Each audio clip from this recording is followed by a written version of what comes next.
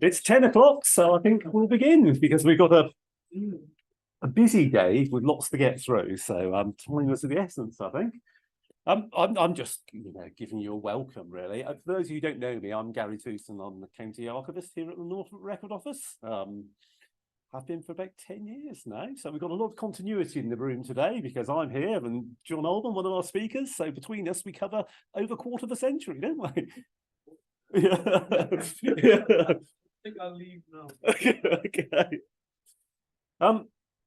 So yeah, we've got 6 talks today, 5 speakers. You can work out from the programme why those numbers don't quite match, because our first speaker is also going to be our last speaker. Dr. Chris Joby, who lots of you will know, but he is very well renowned for his work on Norfolk and the Low Countries, which I think comes in really well. And I think Chris deserves a special mention because in April, I pinned Chris to a corner because we were having a community archives fair with Nora, whose name you'll hear quite a few times today, our partner charity. And I tried to convince him to become a supporter of Nora. And he said, oh, no, I'd like to, fair enough, but I'd like to do something else. Then he came forward with this idea of having a conference.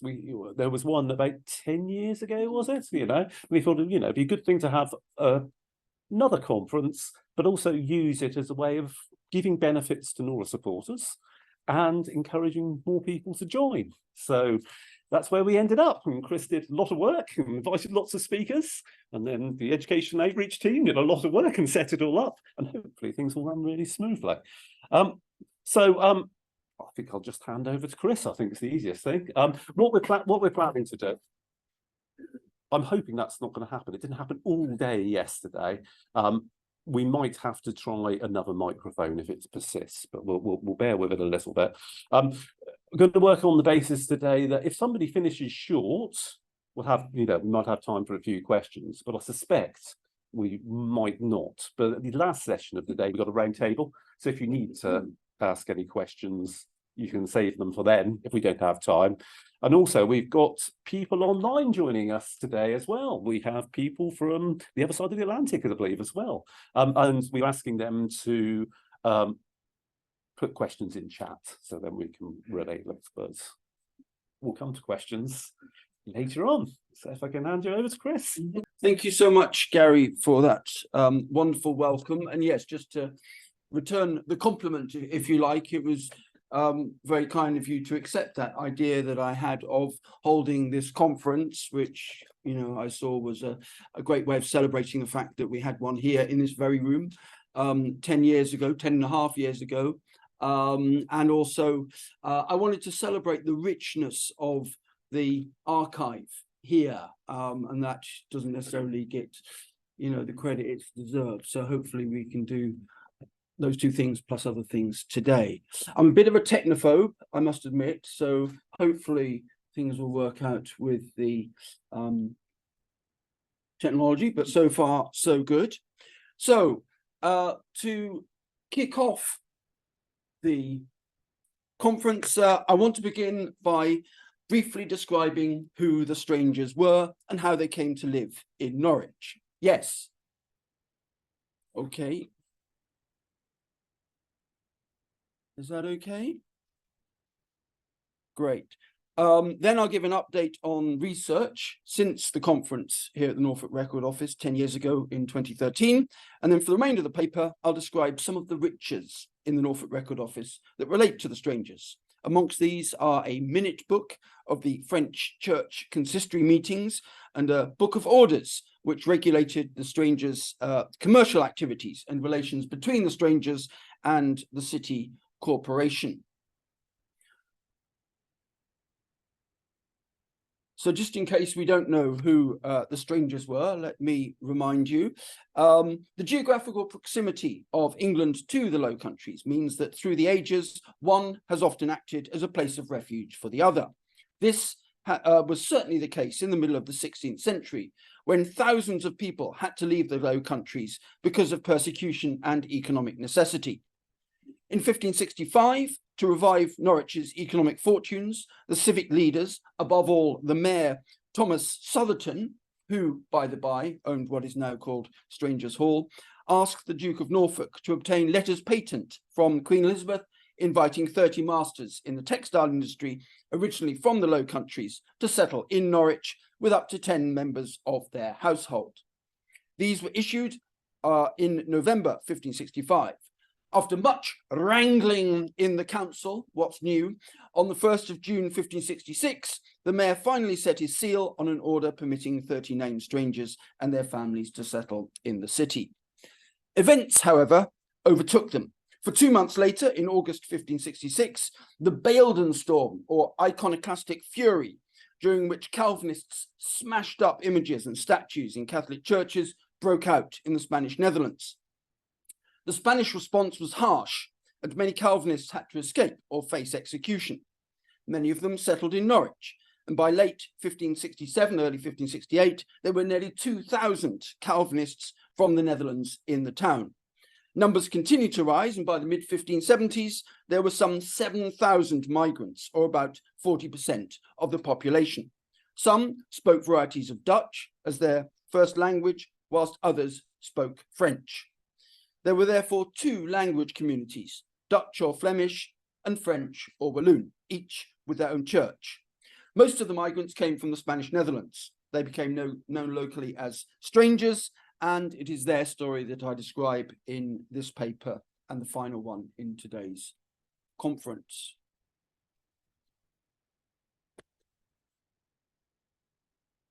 The previous conference on the strangers took place precisely on the 15th of March, 2013. There were 6 speakers.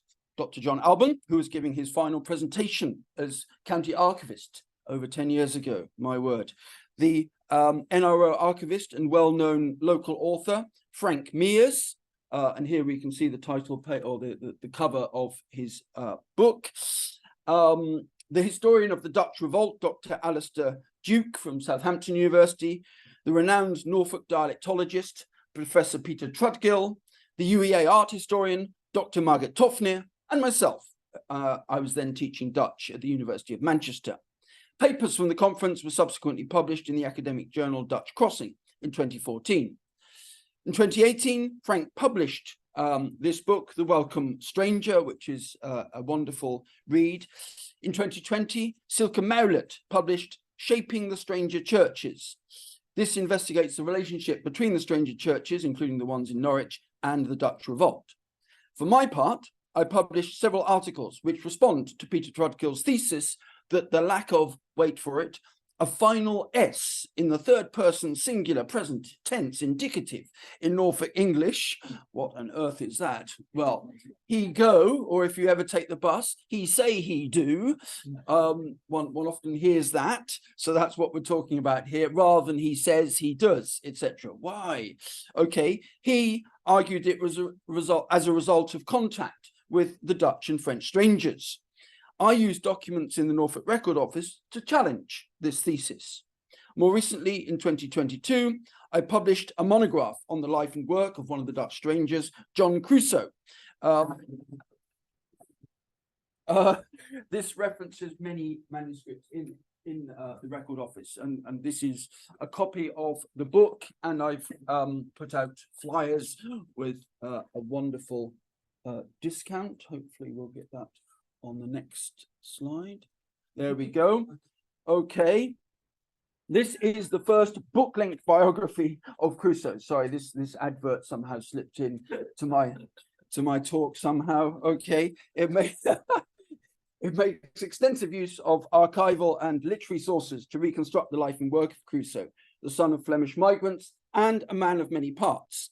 Dutch and English poet, translator, military author, virtuoso networker, successful cloth merchant and hosier, Dutch church elder and militia captain. The cover depicts a scene from Rembrandt's Night Watch. Here, a musketeer is loading his weapon, as Crusoe probably did on the militia practice ground on St Andrew's Plain in central Norwich. Book reviews have been published. Mark van Oostendorp of Nijmegen University describes it as a masterful study, whilst Theo Hermans of University College London describes it as an excellent study, meticulously documented and attractively written. I didn't even have to pay them to say those things. Reingard Esser of Groningen University has also written a positive review that will be published shortly. And if you should wish to purchase a copy, Christmas isn't that far away, then you can use the discount code BB145 on the Boydell website to get a 45% reduction. Okay, so let's now look at some of the documents associated with the strangers. And some of them are in English, some of them are in Dutch, some in French. NCR 17D is the Chamberlain's accounts of rates and duties on the manufacture of baize, saize, mercados, and other cloths for 1566 to 1589. It consists of 84 folios in English with occasional switching into Latin. It includes inter alia the taxes and levies on the Dutch or Flemish Bay Hall and the Walloons Camient Hall. The Bay Hall was located at St Mary the Less in Queen Street, and the Camient Hall at a building on the north side of the former Dominican Friary, the Blackfriars. The accounts for the Bay Hall begin on Lady Day, 25th of March 1566, which was in fact before the mayor set his seal on the order to allow the 30 masters to settle in Norwich. So there seems to be a discrepancy here, which requires further investigation. The accounts run to Lady Day 1589. The rates are listed on the first page. For example, two pennies or twopence for the whole cloth called a Flemish cloth. And if we move, can we see the cursor, the red light there? That's what's going on there. Okay. This page also indicates how the income was to be divided. The nape, K-N-A-P-E, was a servant of the hall who collected the rates and received for his pains a 20th of the income.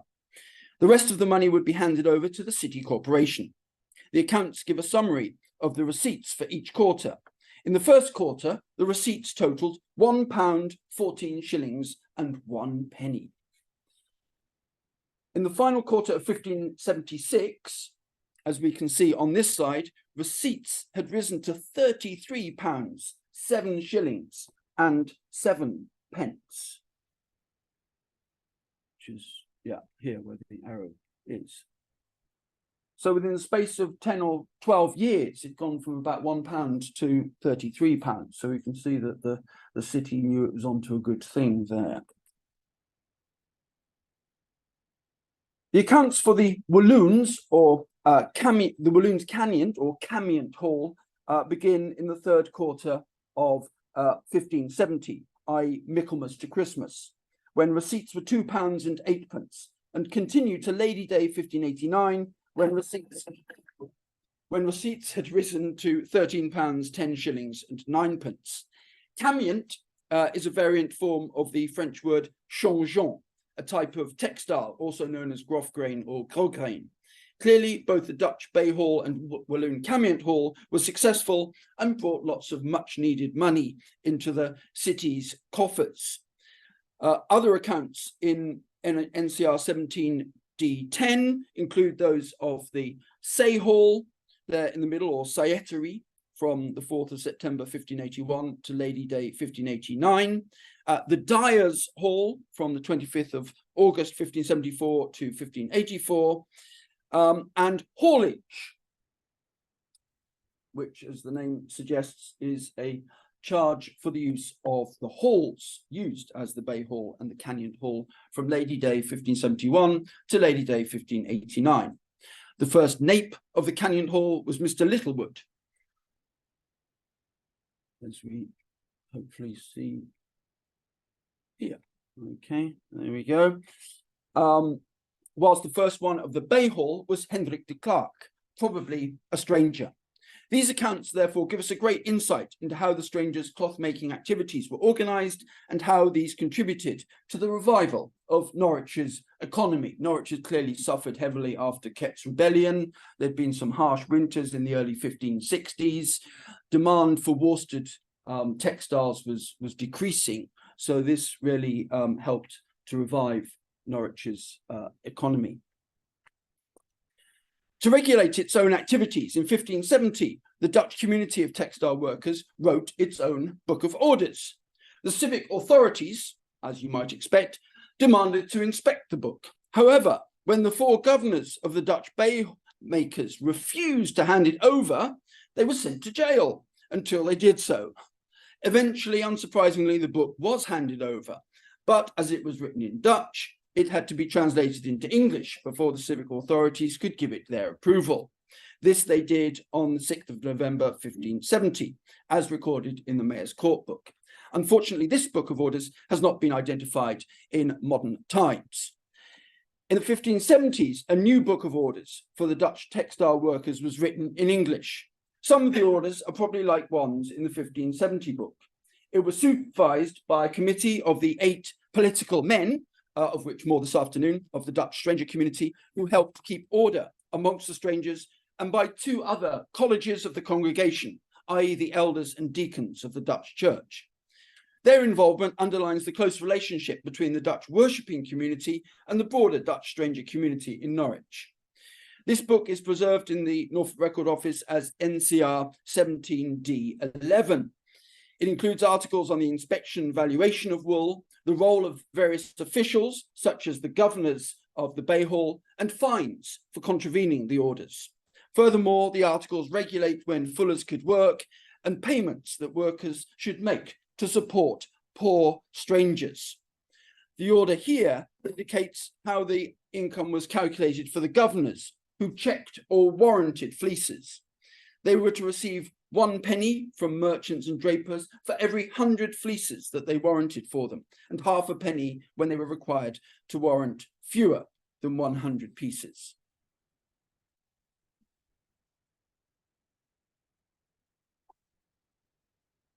In 1581, a Dutch version of this new Book of Orders was written. The book was read before the political men and governors of the drapery, signed by the clerk of the drapery, and witnessed by the 4 governors, including, as we see at the bottom here, their trademarks, on the 13th of August, 1581. 2 of these, Adrian Kabeljauw and Jan de Turk, were amongst 190 signatories of an accord between Calvinists and the magistrates in Ypres in Flanders in September 1566. Indeed, many of the early strangers in Norwich came from Ypres and surrounding villages. And perhaps we can talk a bit more about the reasons for that in the Q&A. Many words are specific to the textile trade. For example, the English version references officials called printers. This is translated into Dutch as stokkenaars. Stok means stick in Dutch. They measured the length of cloth with a stick and attached their mark or print to it. The term was also used for officials in the Bay Hall in Leiden. Leiden, like Norwich, was a place of refuge for Calvinists from the southern Netherlands, many of whom were involved in the textile industry as well.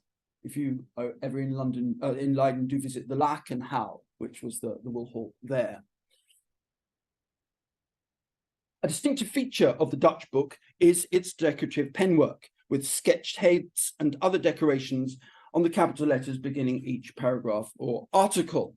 Here we see on the left the I for item, same item, and on the right here, I've tried to work it out. This must be a G, but it doesn't look much like a G, but it's still quite attractive, which is the first letter of the Dutch word geen, which means not a.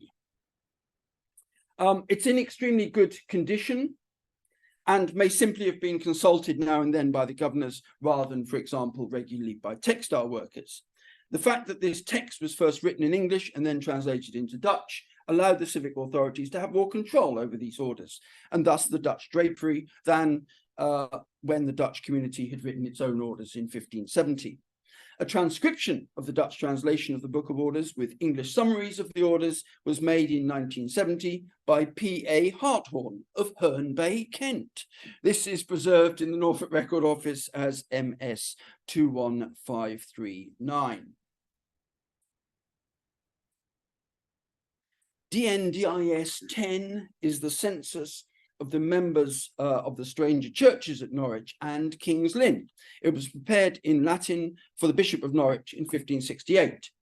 Pages 1 to 45 gives names of Dutch church members and details of their households. It doesn't actually give the names of all the strangers, all the Dutch strangers, particularly those who went to the local churches already, the parish churches, but it gives the names of most of the Dutch strangers. Pages 46 to 58 list members of the Walloon Church. Pages 59 to 68 list members of the Stranger Church at Lynn, whilst pages 69 to 74 list the strangers who are not yet members of a stranger church. This was typically because they lacked the correct documentation. Let's take a closer look at entries for two members of the Dutch Stranger Church, the surgeon Johannes Krop and the printer and merchant Anthony de Selempny on page 33. The entry for Krop reads, Magister Johannes Krop, chirurgus cum sorore et Johanne Valajolet sene ex Flandria hoc venit 1567. This tells us that Krop arrived in England from Flanders in 1567 with his sister and an old man named Johannes or Jan Valajolet.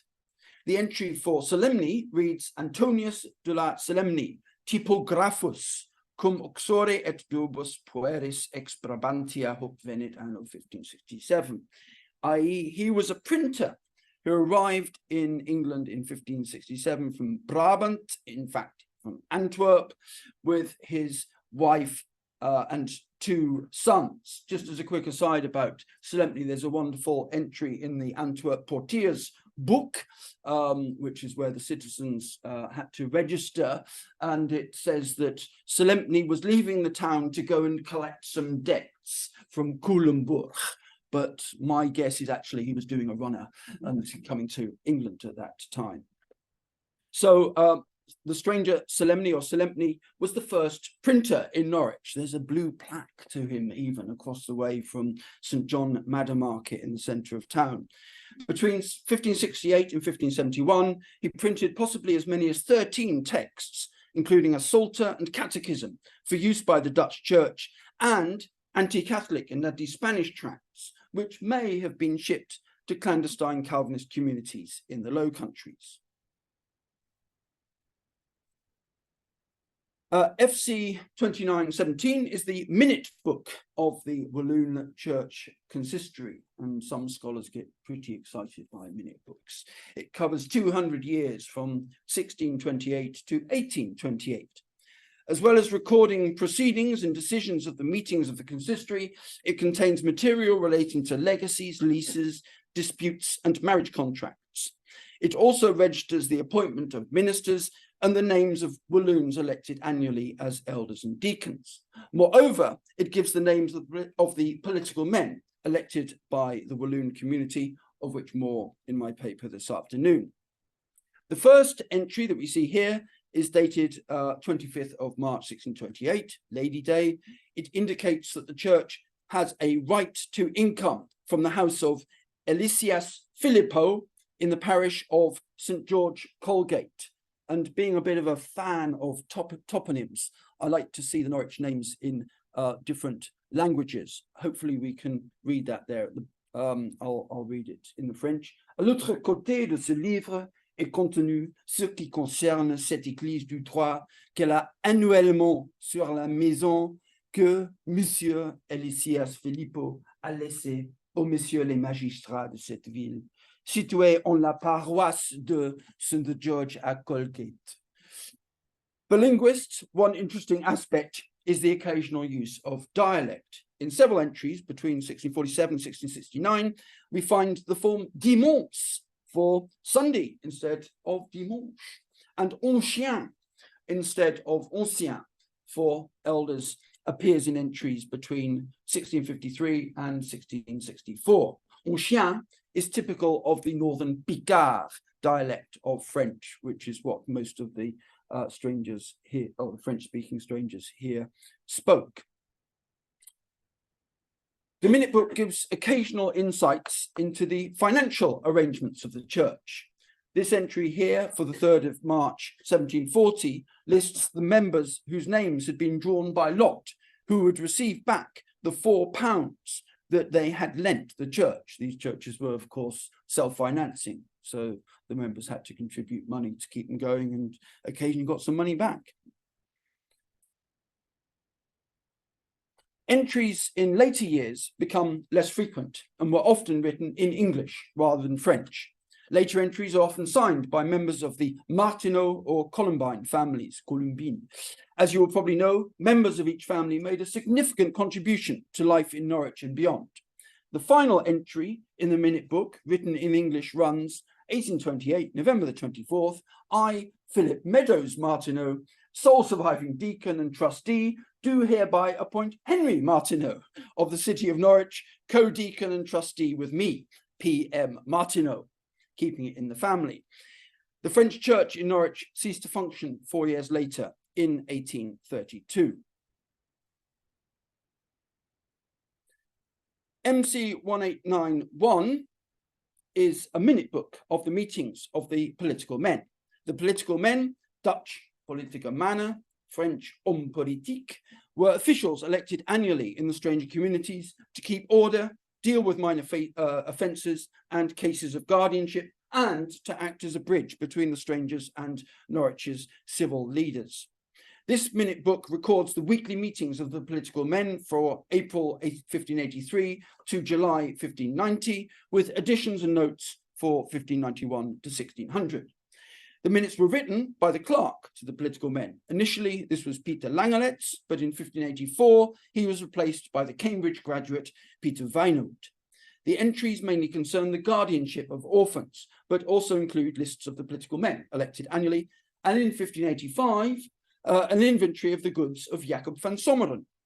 Entries are in Dutch or French, broadly speaking, according to the language of the community concerned. For example, here in folio 11 verso that we see, one entry concerning financial matters is in Dutch, whilst the following entry on guardianship is in French. Latin is also used for titles, dates, and specific terms. This was a common practice at this time and gave documents concerned greater prestige and authority. Yeah.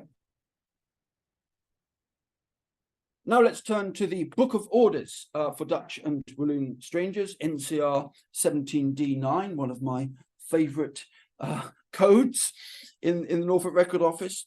The first entry for this book records events in 1565 during the mayoralty of Thomas Southerton, and the final entry is for 1643. Despite its title, this is more of a record after the fact of the strangers' commercial, social, and political activities in Norwich. D.L. Rickwood made a detailed study and full transcription of the book in the late 1980s. He describes it as a narrative of the history of relations between the strangers and the civic authorities. An important element of the text is the transcription of letters and orders and rules arising from these relations. One function of it was to act as a register of the technical details of and specifications for the manufacture of textiles by the strangers. Other functions identified by Rickwood include an impost book, which registered the rates levied for the searching and sealing of cloths in the stranger cloth halls, a letter book, which includes copies of many letters relating to the stranger's affairs, an act book and book of legal record. For example, as we can see here, it includes a transcription of the document sealed by the mayor authorising 30 masters and their families to settle in Norwich. Another entry concerns the establishment of the process of the annual election of political men. I analysed that this afternoon. The book also gives the names of the 8 aldermen who were chosen to represent the city in its dealings with the strangers.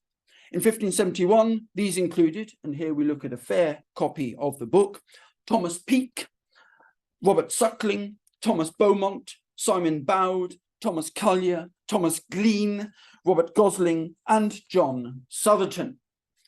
The names of Suckling, Glean, and Southerton occur frequently in early modern records in Norwich, as these were 3 of what I call the oligarchic families that exercised considerable influence on the city's affairs. On the same page, we see the names of 4 Dutch strangers who were governors of the Wool Hall: John Ruitink, Peter Aubrey, Francis Trion, and Meher Prim. These are anglicised versions of their names.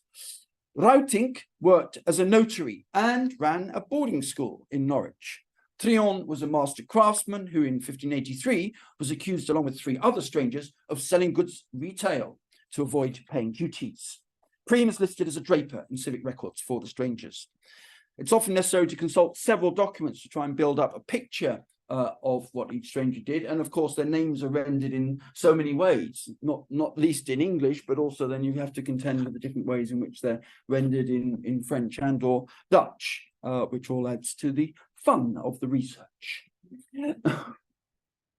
NRO MS 21490 is the register of the Dutch Church, 1676 to 1912. This is a facsimile of the original document, which is preserved in the London Metropolitan Archives. It includes a list of the members to be admitted to the next 2 celebrations of the Lord's Supper on the 22nd of July and the 14th of October, 1677. So the ministers would obviously go around to the houses of the members, checking that everything was in order and asking questions. I saw you with X's wife, you know, what's going on there? Oh, we were just talking, that sort of thing. So they have to check that they're in good order to, you know, with themselves, with the church, with God, before they can partake of the Lord's Supper. The list begins with the names of the elders, deacons, and political men. It's quite faint here, but basically this list, that's the ouderling of the elders, and then the deacons there, and then at the bottom, the political men. The first elder mentioned is Alderman Cockerley. This illustrates how, over time, the strangers integrated themselves into Norwich's civic power structures, whilst maintaining a connection with their Low Countries heritage.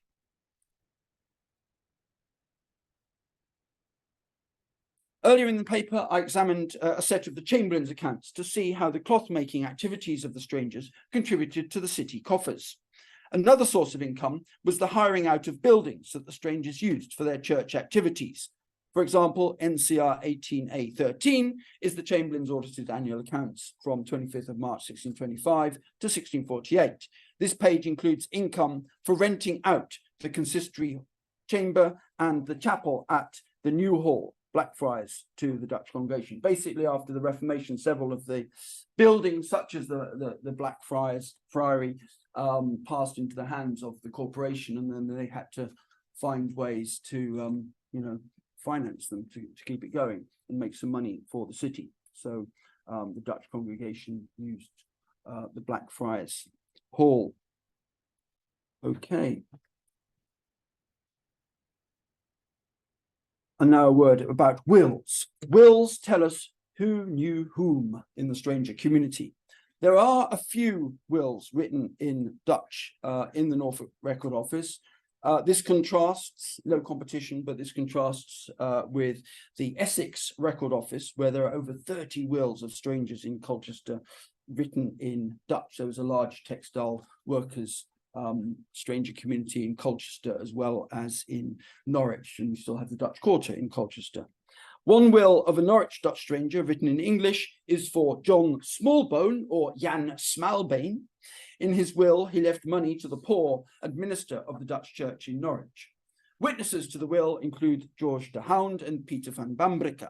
Another will in English is that of Johannes Ellison, who was minister of the Dutch Church in Norwich for 36 years. He also left money to poor strangers and a book in folio to John Crusoe, the subject of my book, who'd worked alongside Ellison as an elder of the Dutch Church for about 12 years.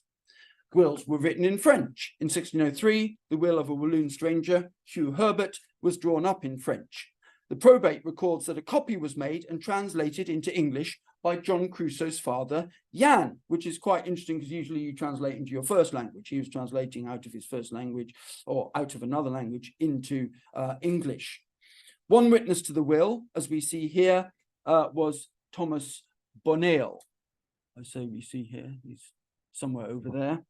Okay, who was clearly a leading figure in the Walloon community, working as a political man for several years.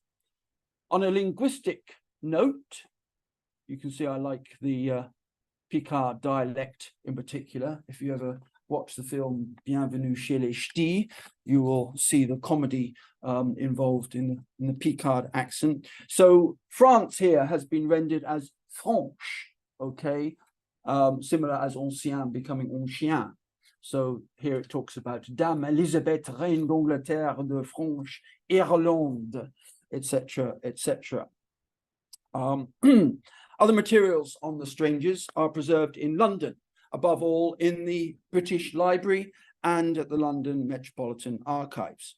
A copy of one of the books printed by Anthony Solemne is held at the Millennium Library here in Norwich and can be consulted there. So,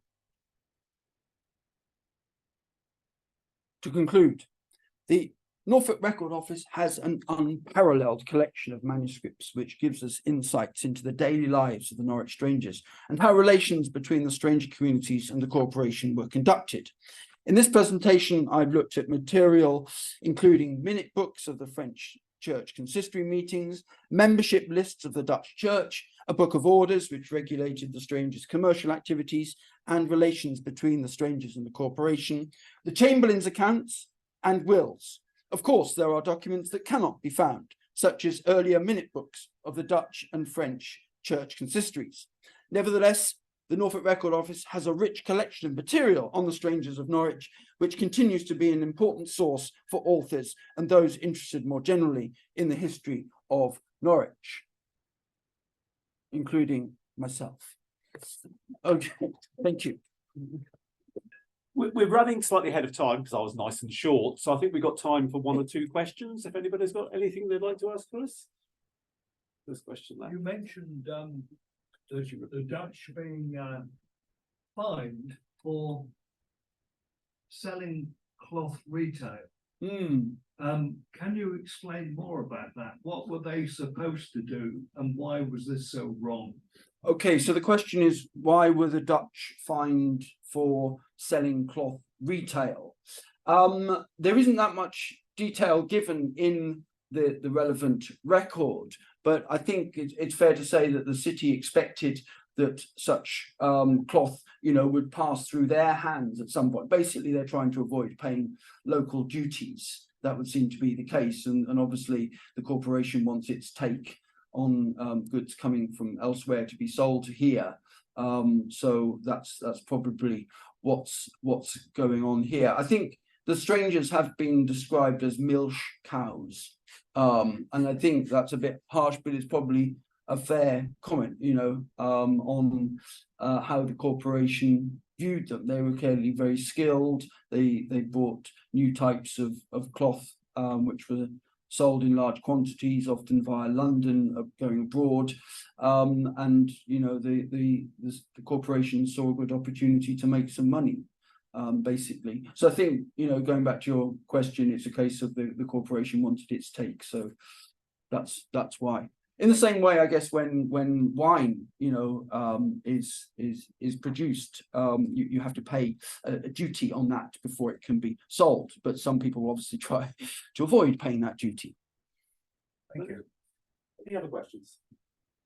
Right at the on that, Peter. Can I just check on one name you mentioned? You mentioned the name Philippo.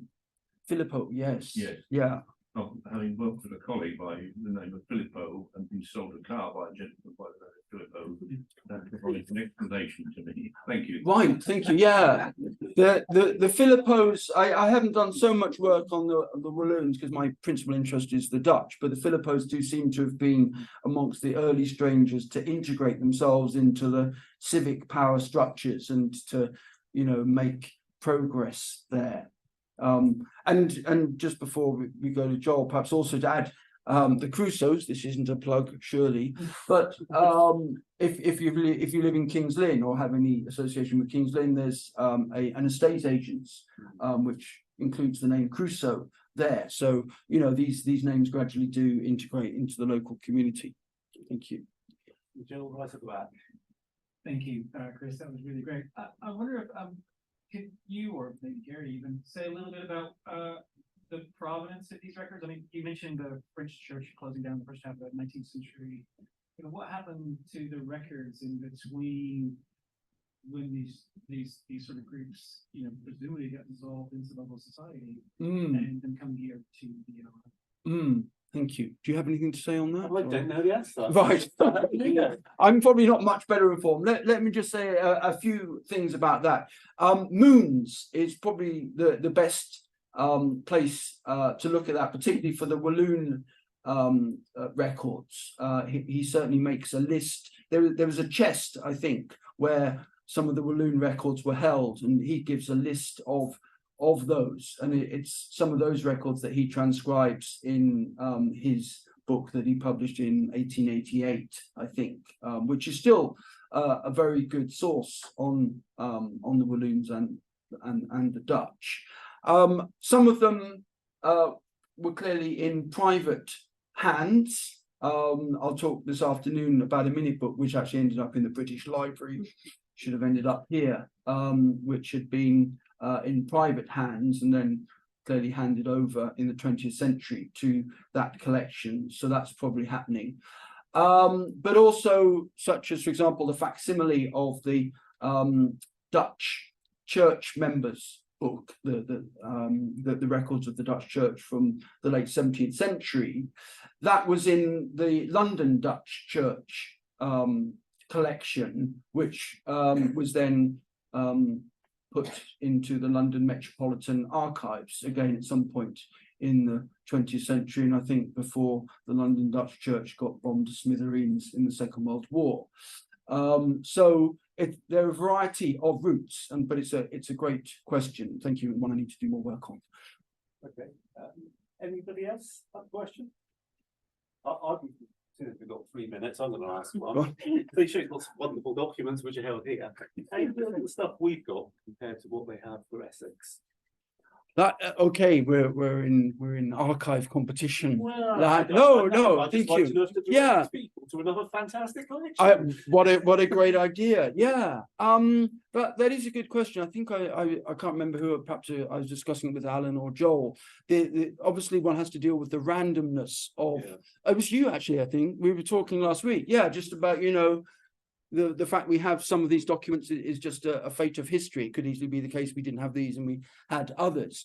For the Colchester collection, it's particularly that collection of 30 or so Dutch wills, because the Dutch language is really my first love in this whole thing. To see those wills is quite something. And sadly, for whatever reason, we don't have so many Dutch wills in Norwich. But I think that would be the pick of the collection there. Okay, splendid. Right. Ooh.